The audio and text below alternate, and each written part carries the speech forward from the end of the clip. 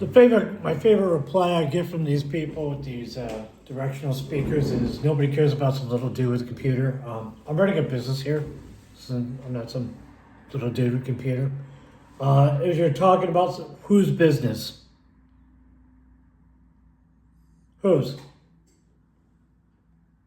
I got bad news for you. If you're doing illegal things with your business, then your company is in gross violation of law.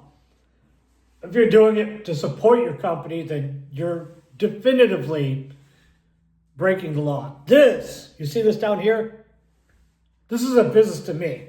It's registered.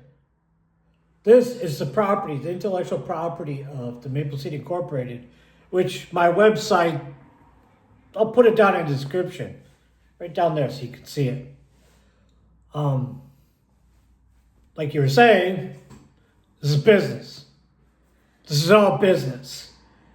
And yes, I am running for office next year. I'm running for representative of District 1, Wisconsin, as a Republican. I'm aware that Brian Steele's already our sitting representative, but he's not America First Republican. He's not a real Republican. I'm here if you want to bribe me, foreign personnel Republican. Let's mismanage the state funds and throw away a surplus like it's nobody's business, Republican. It's not conservative at all. And speaking of financial distress, Texas, Florida lead in financial distress. Lone Star and Sunshine States top the list with the most people in financial distress. This is just another example of the mismanagement of the far left running the Democratic Party and the moderate centrist like Donald Trump, the populist. Just another example of how badly managed the economy is under him. How badly managed it is.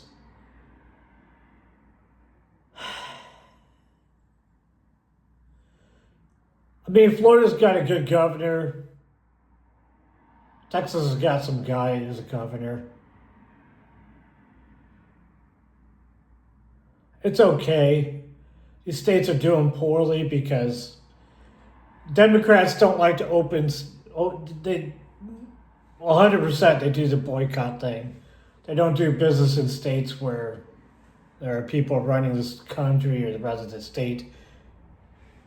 They don't care for it. They're very non-business orientated. They're very personable. Say that they're very personable. They like to take revenge and sabotage things a lot. Not necessarily just the Democrats, just the people who are representing the Democratic people. I can't imagine if you were, a person who's all DNC like for decades, and then you get to this batch of Democrats, these people running for office, these politicians, they're terrible. Absolutely terrible. There's nothing American about them. They're all bought out by Chinese and everything. I can imagine if you're a Chinese immigrant, you're ecstatic about the fact that DNC represents you almost directly.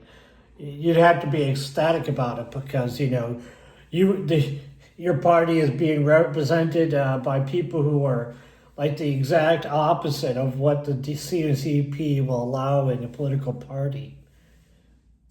It allows you to, we get the most freedom by going to the United States and backing the destruction and extraction of wealth in it. The CCP lets us do whatever we want as long as we're here. And they'll forgive us if we bring some spy stuff back.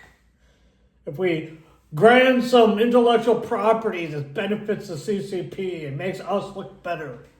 Yeah, that's called espionage. That's how all espionage works. It's a grifting point system. KGB had a point system. That's why I brought that up. If you're not aware, the KGB had an actual point system. The greater the amount of destruction or collapse of wealth you can cause in the United States by stealing some form of technology or sabotaging something, some business or something like that. They used to use this weird differential formula to calculate how many points you would get for, yada yada yada, and that's where your prestige would be in the KGB, and the more stuff you would steal and sabotage in the West, or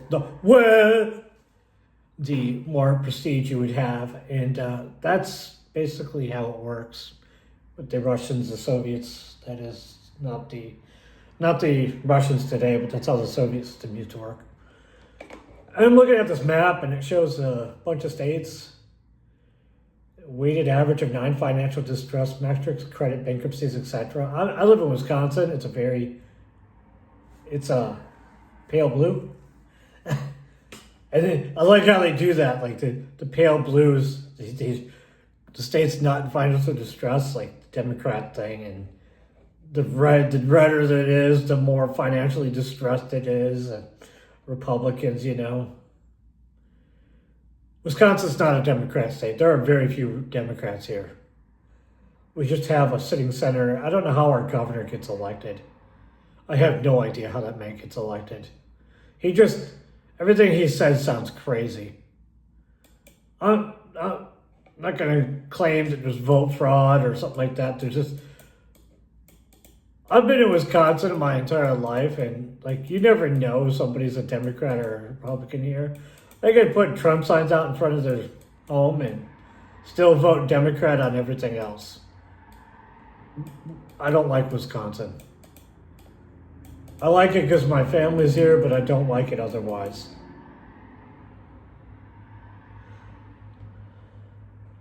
It's very awkward. It's very, very awkward. Because you have to look at how the situation rolls out. You always have to pay attention in Wisconsin if you're in politics. You actually have to pay attention to them, because it's not like you can just vote Republican down the line and expect everything to work out. Because we have Republicans that might as well be in the DNC. We have Democrats that are not towing the line with the Democrat motto. So, I don't know. It's rather irritating having to interact with it. But, the financial distress, they're trying to portray this as if this were a Republican problem. This is a countrywide systematic economy problem. We don't exist in a vacuum. There's nothing there's nothing in the state of Wisconsin that exists outside of the state that doesn't exist with some kind of support from other states. We do a lot of business with Canada, yeah, but because it's really close and we're the number one dairy provider for up there. But we also provide cheese for the majority of the country. We also half the soybean stuff comes from the state of Wisconsin. We provide all of the soy sauce for pretty much, I think it's the Great Plains East. If you buy Kikkoman, or the generic version of Kikkoman, which is Meijer, Sam's Club, and the other one, I don't remember. It's all Kikkoman. It all comes from here, Wisconsin. So we do provide a great deal of agricultural stuff. Our tech industry is on the downswing.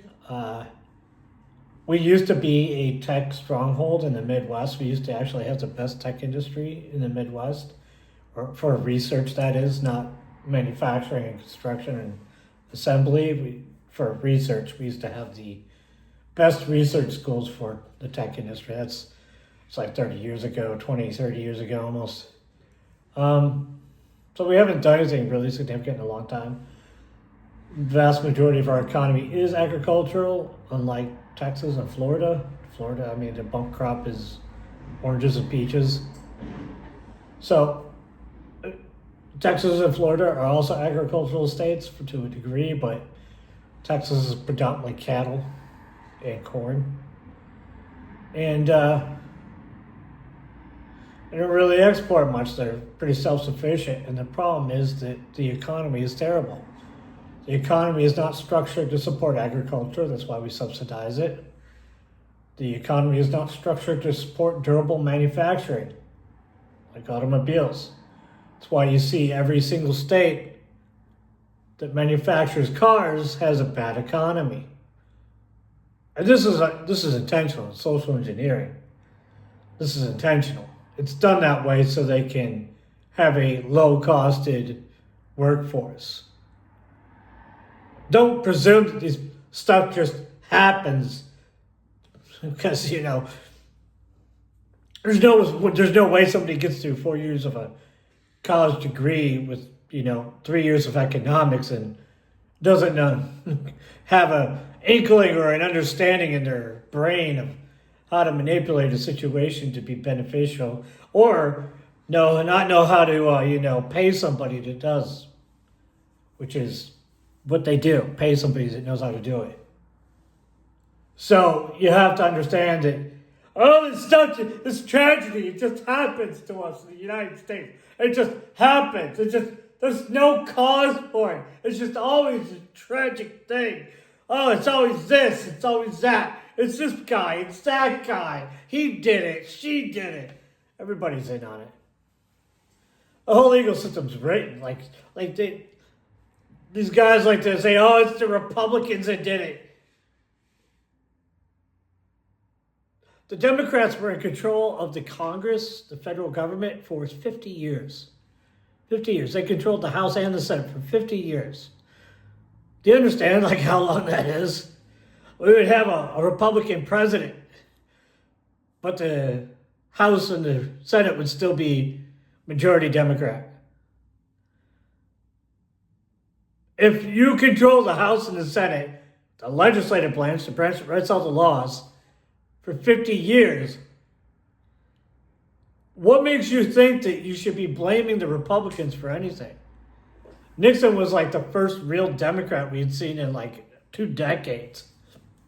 2 decades. It was crazy. And the only reason we got Nixon is because he said he'd end the war. To end Vietnam. He did, but it cost him his presidency to do so. So we're looking at this thing where they controlled the government until the 90s when Bill Clinton was in. And 96 was the turnover during his midterms in the first term. Was it 96 or was it 94? I think it might have been 94. I'm pretty sure it was 94. Right when the assault weapon ban got put into place. Do you understand? They controlled the government for 50 years. Nobody could beat him because, we were the World War II champ. So, they're 100, democratic socialist policies are 100% the reason the economy is so terrible. All these subsidies that were put into place by FDR, all of them, every single one of them. The Hoover Plan, which got relabeled as the new plan or the New Deal or whatever. You understand, you go back, all of these problems that we have are the result of FDR still. And in the 90s, you used to hear the Democrats say, oh yeah, FDR, it was the greatest president of all time. The greatest president of all time. And now it's you look at the economy, it's we should be more advanced than Japan. Japan, during World War II, was flying wooden airplanes against the Corsair F-4Us or whatever. Do you understand? We have the most advanced military machines on the planet during World War II. Japan was flying wooden airplanes against us. Paper mache and wood. And now Japan is the most technologically advanced country on the planet. Honda, the reason why I say this, Honda launched a rocket, a relandable rocket that just lifted off and landed on the first try. You know how many times it took Elon Musk to get that to actually work? More than once. So we're looking back at this, the United States is supposedly the largest economy in the world, and all the money just goes into politicians' pockets. These slush funds and these PACs and everything, APAC and CPAC and all this money, it just goes into somebody's pockets so they can get new, breast implants, lip injections, sit on TV with this guy dressed up like a girl with freaking makeup on and everything and pretend like, oh yeah, we're the greatest country on the planet. Yeah. And you go get my Botox. You go get my Botox. So this Bruce Jenner can sit up on the stage and pretend like he's a woman now. And yeah, that's how you make the greatest country on the planet, right?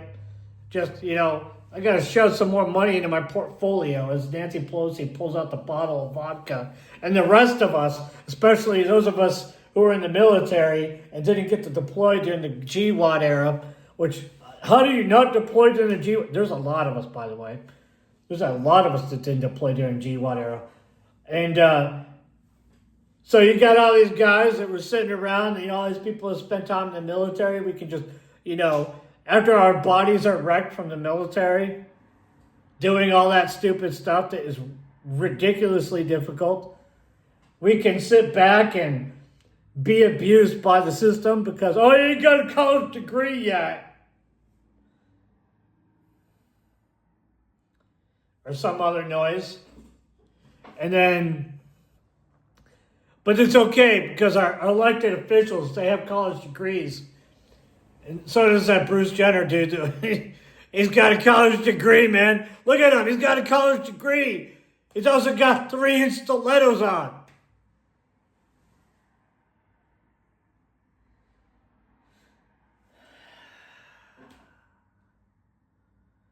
And then I have to interact with it. Like, you get ignored by everyone. Everyone that thinks they're better than you. It's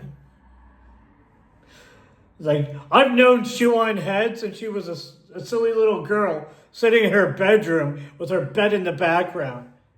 That's how long I've known that girl on the internet. Now, good luck. She won't even talk to you. She got married, has a kid. Now she's too famous for everyone. I knew her before she knew her boyfriend,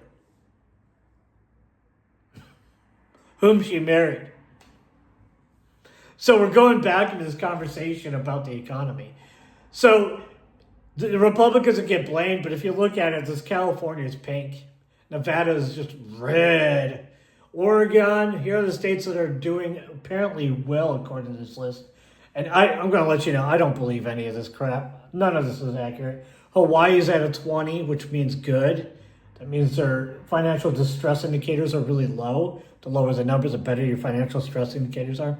So we have Hawaii at 20, New Mexico's at 32, Alaska's at 29, Oregon's at 30. It doesn't even have a number for Wisconsin, but by the coloration, I would say it's at like 31. Hawaii or Illinois is at like 38 or something like that. West Virginia is at like 28, 29. Oh no, it's a little lighter than that. So, but we have Virginia VT is over here at 21. Virginia Tech and all that stuff. But yeah, I don't believe any of this. I don't believe the Dakotas are not in financial distress. Do you know how many poor people are in the Dakotas? It's like more than half the population. There are 2 Indian tribes up there that have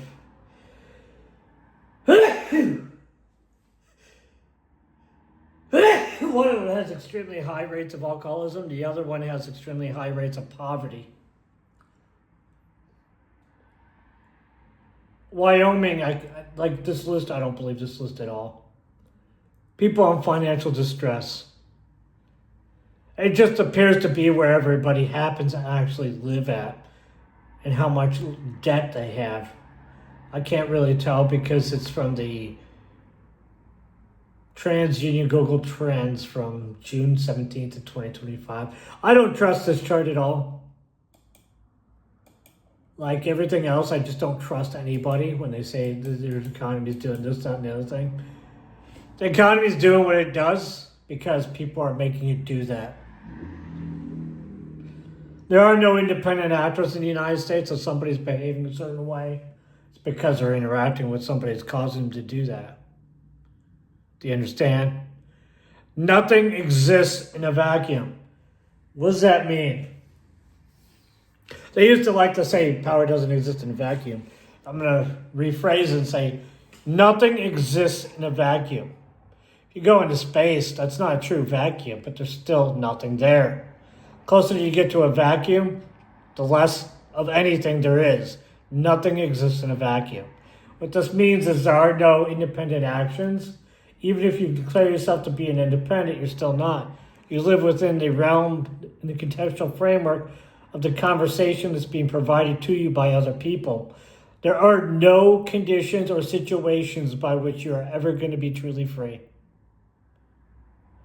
And it makes it even worse when you have a system designed by people who don't like your people, even if they pretend they do.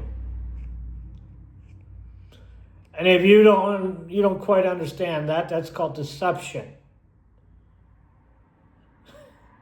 And if you don't understand what deception is, then you're lying.